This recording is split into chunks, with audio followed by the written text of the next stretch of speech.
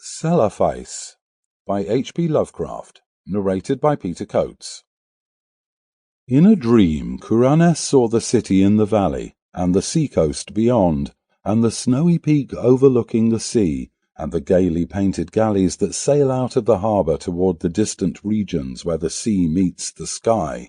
In a dream it was also that he came by his name of Kuranes, for when awake he was called by another name.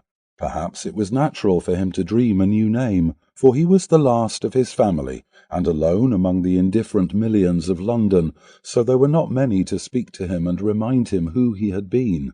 His money and lands were gone, and he did not care for the ways of people about him, but preferred to dream and write of his dreams. What he wrote was laughed at by those to whom he showed it, so that after a time he kept his writings to himself, and finally ceased to write.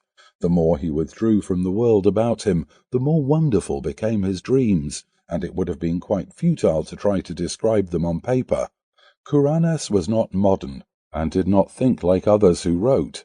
Whilst they strove to strip from life its embroidered robes of myth, and to show in naked ugliness the foul thing that is reality, Kuranes sought for beauty alone. When truth and experience failed to reveal it, he sought it in fancy and illusion, and found it on his very doorstep, amid the nebulous memories of childhood tales and dreams.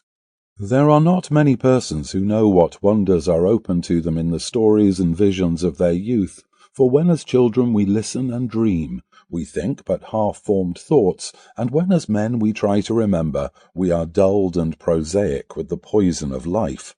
But some of us awake in the night with strange phantasms of enchanted hills and gardens, of fountains that sing in the sun, of golden cliffs. Sample complete. Ready to continue?